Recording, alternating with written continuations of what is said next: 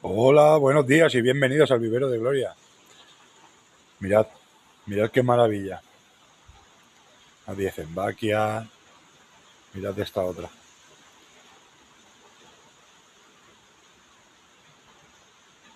La tamaya también. Tamaya hace una flor rosa preciosa.